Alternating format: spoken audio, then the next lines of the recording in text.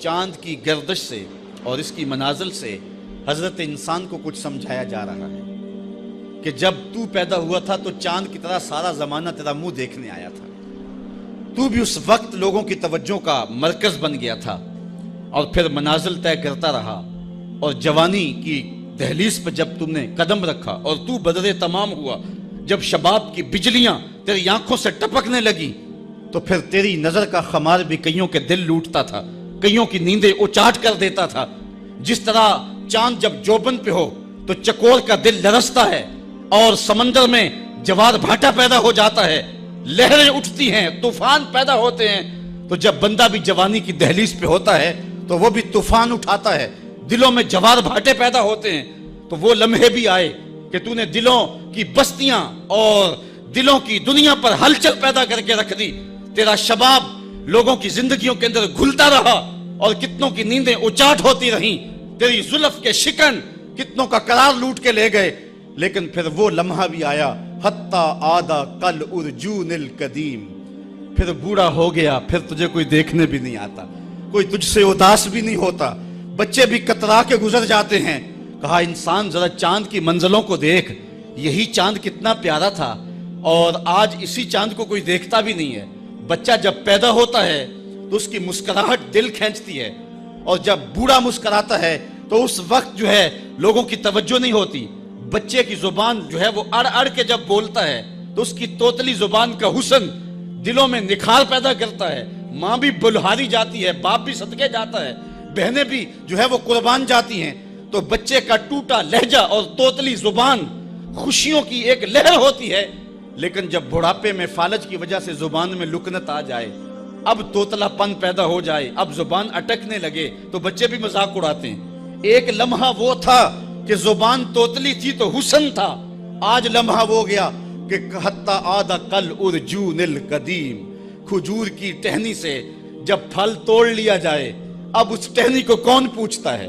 جب تک پھل آیا نہیں تھا وہ ٹہنی اچھی لگتی تھی، مالی سنبھال کے رکھتا تھا، جڑوں کو بھی پانی دیتا تھا، اور خیال کرتا تھا کہ کوئی ایسا نقصان نہ ہو کہ یہ پودا جو ہے وہ مرجھا جائے۔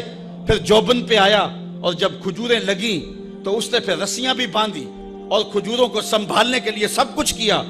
پھر جس دن اس نے اس ڈال سے پھل کاٹ لیا، اب وہ کھجور اجڑ گئی، اب اس کی وہ ٹہنی بے توقیر ہو گئی۔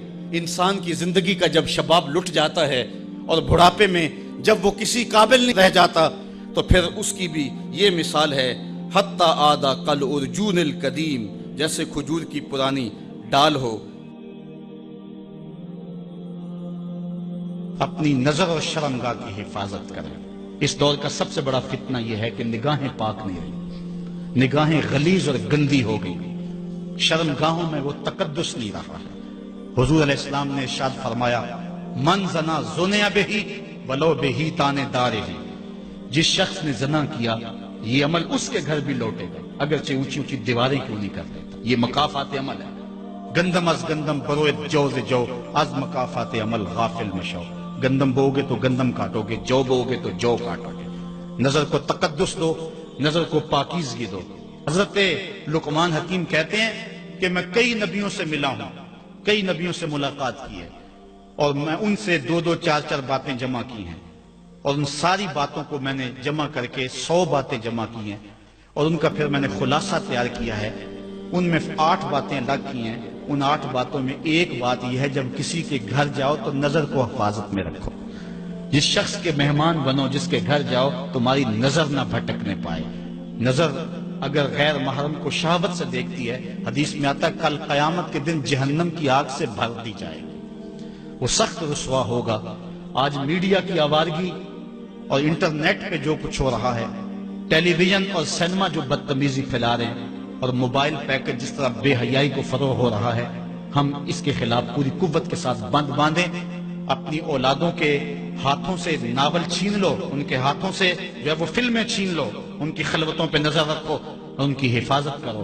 جس شخص کی نظر پاک نہیں ہے اس کے من میں طہارت نہیں آ سکتی ہے، دل پاک نہیں ہے اس کو جو ہے وہ باطن کا نور نصیب نہیں ہو سکتا۔ وائے قوم کشتائے تدبیر غیر، کارے او تخریب خود تعمیر غیر، از حیا بیگانہ پیرانے کہن، نوجوانا چوں زنا مشغول تن. کتنی حکمت والی بات کہی اقبال نے.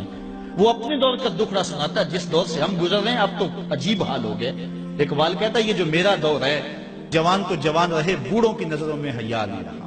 آز حیا بیگانہ پیرانے کہن. بوڑھے لوگوں کی آنکھوں میں بھی اقبال کہتا ہے حیا نہیں رہا. نوجوانہ چوں زنا مشغول تن. اور نوجوان عورتوں کی طرح اپنے تن کے ساتھ لگے ہوئے ہیں، اپنے تن کو سنوارنے میں ہر وقت کنگھی پٹی میں لگے ہوئے ہیں. یہ مردوں کا کام نہیں ہوتا، یہ دلیروں اور بہادروں کا کام نہیں ہوتا، یہ عورتوں کے وظیفے ہیں. در دل شاں آرزوہا بے ثبات مردہ زائن از بطون امہات. ان کے دلوں میں آرزویں کوئی اور ہی ہیں اور ماؤں کے پیٹوں سے مردہ جنم لے رہے ہیں. دخترانے او بزلف خود اسیر شوخ چشموں خود نماؤ خردہ گیر. اور قوم کی بیٹیاں اپنی زلف کی خود قیدی ہو چکی ہیں اور ہر وقت جو ہے وہ اپنے آپ کو آئینے میں دیکھتی رہتی ہیں. ساختہ پرداختہ دل باختہ ابروان مثل دو تیغے آختہ. وہ جو گھر کی رونق تھی، جو آبرو اور حیا کا دوسرا نام تھا، آج وہ دل پھینک قسم کی ہو گئی ہے. آہ قوم میں دل سے حق پرداختہ مرد و مرگے خیش را نہ شناختہ. اقبال کہتا ہائے قوم کہ جو مر گئی اور اسے ابھی تک پتہ ہی نہیں چلا کہ میں مر چکی ہوں اور جینے کا سامان نہیں کرتی. حضور نے فرمایا ہر دین کی کوئی پہچان ہوتی ہے، میرے دین کی پہچان حیا ہے. اگر حیا نہیں ہے تو دین ہی نہیں ہے.